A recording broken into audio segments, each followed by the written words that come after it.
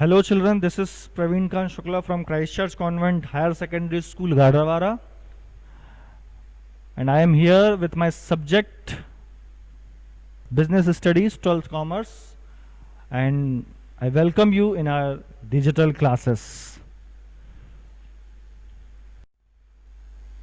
In previous video, we were discussing about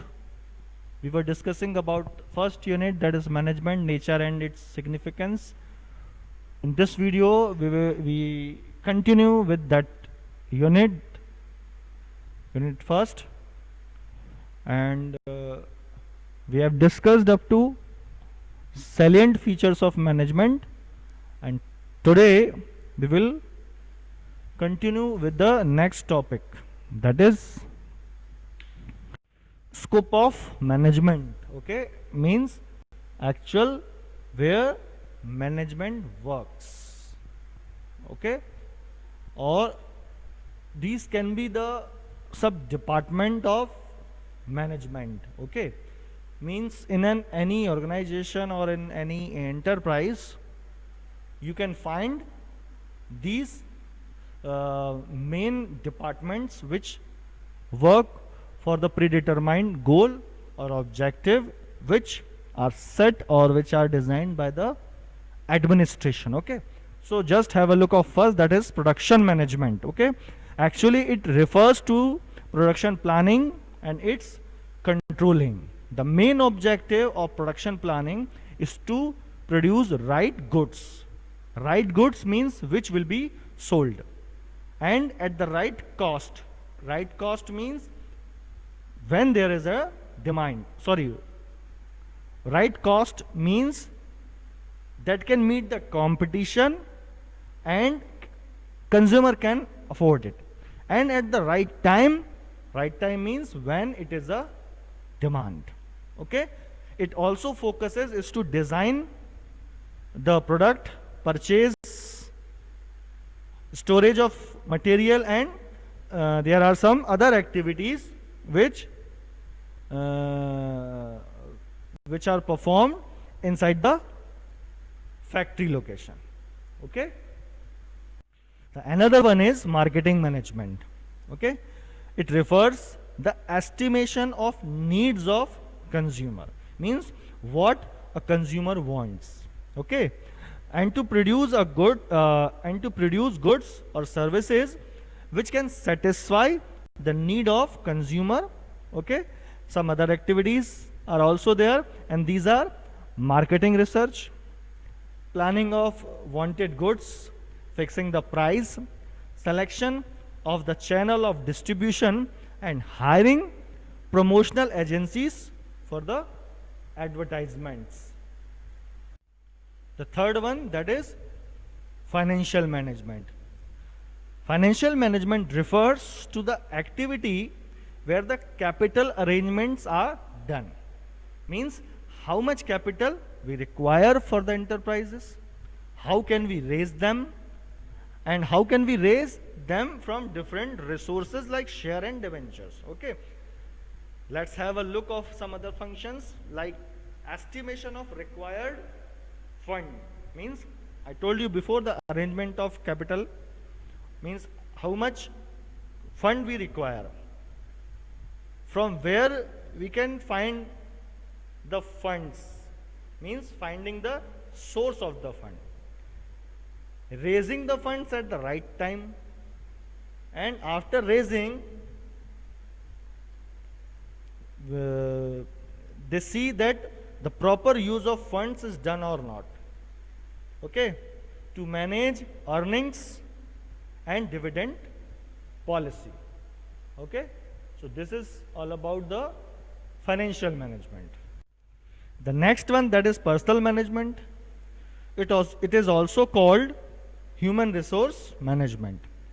Okay, it refers to the management of main power required in the enterprises. Okay, so its main functions are recruiting suitable people, training and development them if required, appraisal, and to maintain the database of each employee. Okay, so this is all about the scope of management, and I keep on telling you that whatever content I have taken, it is from your book only. So just have a look, and when you watch this video, you must open your book so that you can understand, and it will help you out. So this is, here we end the scope of management. Now the next we have, that is objectives of management. Okay, means a management should possess some objectives towards economic, social and human. Just have a look. First, that is economic objective, means refers to profit earning activity, and its motto is to earn money. Okay, so it is a common thing when we start any business, our first motto is to earn money. Okay, so we can say that economic objective refers to the objective of earning profit, and there are some other objectives that are necessary to be followed. Okay, like creation of customers, regular innovation, and the best possible use of available resources. Okay, so these are the objectives of management which comes under economic objectives. The next one, that is social objectives. Okay, actually business is a part of our society. Okay, so it must have some obligation towards the society. Okay, so here we discuss some major objectives. First one, that is provision of quality of goods and services. Okay, means a business should keep in mind to produce a quality goods or services. Okay, next one, that is reasonable price, means the service or the product should be in reasonable price which can be affordable by the customer. Provision of employment. Okay, means hiring the main power from the society. Payment of government taxes, and the last one, that is contribution to social welfare and environment. Okay, the next, that is human objectives. Okay, human objectives means a business enterprises should understand the requirement and satisfaction of human being. Okay, and we say human beings, it means we say the employees, the shareholders. Okay, so here a management should pay attention towards the motivation and compensation about the employees and the shareholders. Okay, so this is all about the objectives of management. Okay, in next we have social responsibilities of management. Okay, this is again I am telling you, this is given in your book and it is written in very simple language. You must have a look. Okay, we talk about the first point, that is responsibility towards owner of business or shareholder.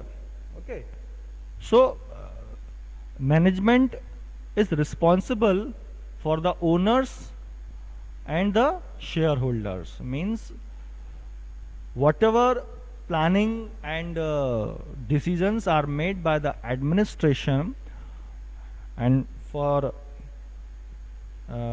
their safeguard and for their interest, a management should work out. Okay, to ensure the safety of capital investment.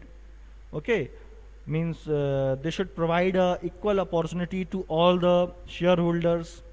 Okay, they should provide a fair and adequate return on shareholders investments. Okay, so this is all about the responsibility towards owners of business or shareholders. Okay, the next, that is responsibility towards worker or employee. Okay, means efficient and hard working employee should be rewarded. Incentive, whether it is cash bonus or prizes, should be given timely to create a healthy and positive environment at the workplace. Okay, so these are the responsibility towards the worker or employee. Okay, now next one, that is towards the consumer or customer. So here, to charge fair and reasonable price, to maintain the quality of services or goods, should not indulge in false and misleading advertisements. Okay, so these are the responsibilities of a management towards the consumer or customer. Okay, the fourth one, that is responsibility towards creditors, suppliers and others. Okay, so the responsibilities are to provide accurate and correct information to them, maintain healthy relation with others, business and enterprises. Okay, and they should make a regular and prompt payment of interest on the loans and others. Okay, so these are the responsibility towards creditors and suppliers. Now, responsibility towards the government. First of all, payment of taxes, and should not indulge in false activities like corruption and others. The last one, that is responsibility towards society in general, means avoid wasteful expenditures, create healthy environment, safety, security, for the better working condition. Means these are the social responsibilities of management which are given in your book, and it is all the points of this section are in all the points are written in very simple language. You must go through this. Okay, if you have any confusion, okay, then you can contact me.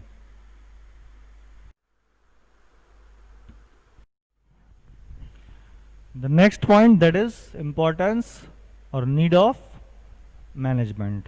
Students, till now whatever I have taught you, you will get all the points here. Okay, so I am leaving this point for you to study. Okay, so just have a look in your book. Okay, if you have any problem or any confusion, you can contact me. I'll make a separate video for this.